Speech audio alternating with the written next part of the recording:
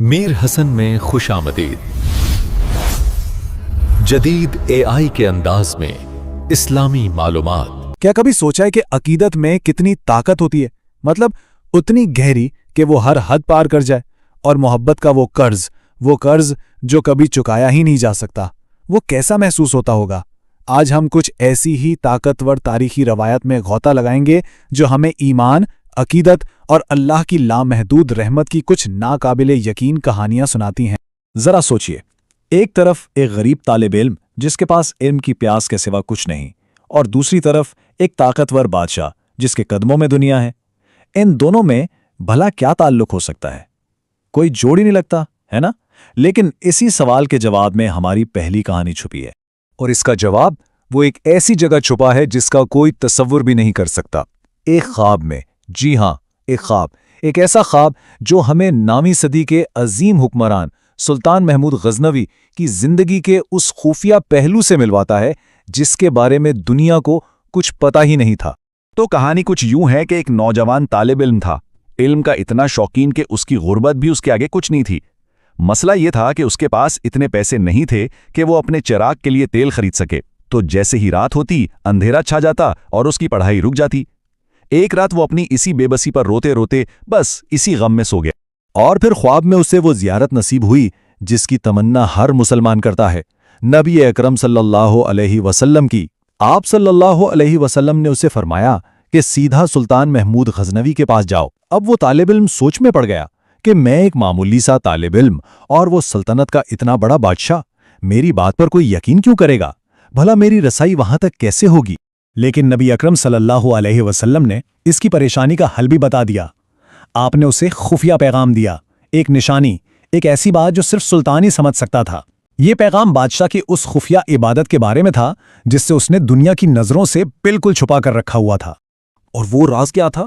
وہ راز یہ تھا کہ سلطان محمود ہر رات بالکل تنہائی میں 5000 مرتبہ درود شریف پڑھتا تھا۔ 5000 بار!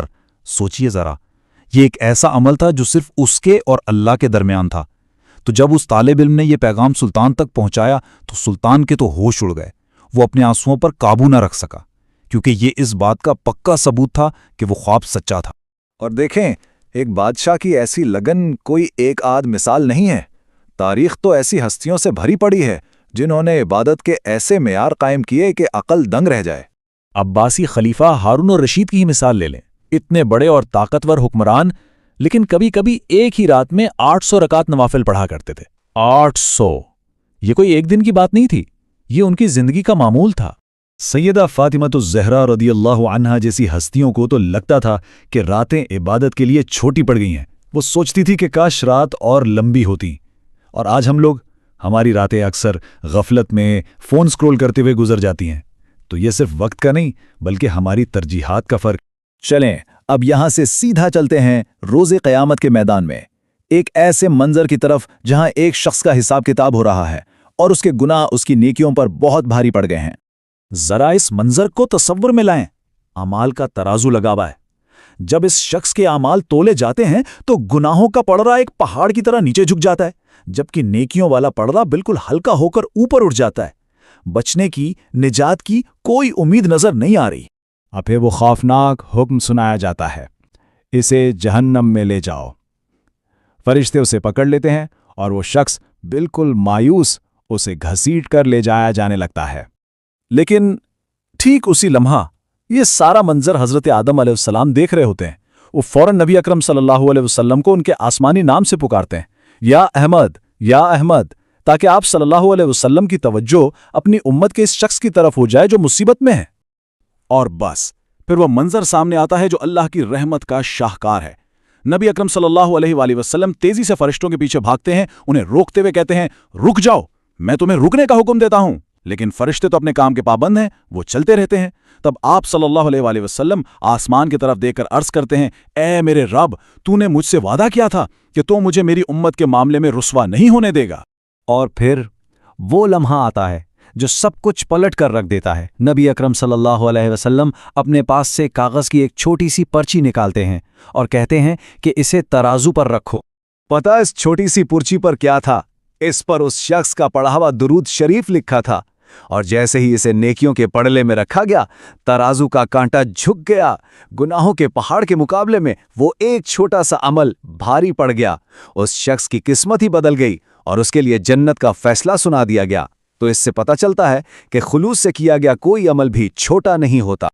اور یہ کہانی صرف ایک انسان کی نجات کی نہیں ہے، بلکہ یہ اس بے حساب رحمت کے سمندر کی طرف ایک اشارہ ہے جو نبی اکرم صلی اللہ علیہ وسلم کی شفاعت کے ذریعے ہم سب کے لیے کھلا ہے۔ یہ واقعہ تو اور بھی حیران کن ہے، اور یہ دکھاتا ہے کہ نبی صلی اللہ علیہ وآلہ وسلم کی دعا پر اللہ کی رحمت کیسے جوش مارتی ہے۔ پہلی دعا پر اللہ نے وعدہ کیا کہ وہ ایک لیپ بھر کر لوگوں کو جہنم سے نکالیں گے، یعنی دونوں ہاتھ بھر کر۔ دوسری دعا پر 2 لیپ اور تیسری دعا پر 3 ریپ۔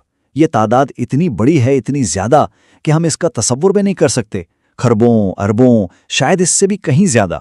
اور آخر میں بات گھوم پھر کر ایک ہی جگہ آتی ہے، نبی اکرم صلی اللہ علیہ وآلہ وسلم کا اپنی امت کے ایک ایک فرد کی نجات کے لیے وہ پختہ عزم جسے کوئی چیز ہلا نہیں سکتی۔ اللہ تعالیٰ نے اپنے حبیب صلی اللہ علیہ وآلہ وسلم سے یہ وعدہ فرمایا، اور کیا خوبصورت وعدہ ہے کہ عنقریب تمہارا رب تمہیں اتنا دے گا کہ تم راضی ہو جاؤ گے۔ مطلب اللہ آپ کو اتنا کچھ عطا کرے گا کہ آپ پوری طرح خوش ہو جائیں گے۔ لیکن یہاں ایک سوال پیدا ہوتا ہے کہ آخر نبی اکرم صلی اللہ علیہ وسلم کب راضی ہوں گے؟ کس چیز پر راضی ہوں گے؟ اور اس کا جواب آپ صلی اللہ علیہ وآلہ وسلم نے فرمایا، میں اس وقت تک راضی نہیں ہوں گا جب تک میری امت کا بالکل آخری فرد بھی جنت میں نہ چلا جائے۔ سوچئے، یہ ہے وہ محبت جو ایک ایک فرد کا خیال رکھتی ہے۔ یہی وہ قرض ہے جو قیامت تک ادا ہوتا رہے گا، اور یہی وہ امید ہے جو ہر گناہگار سے گناہگار دل کو بھی روشنی دیتی ہے۔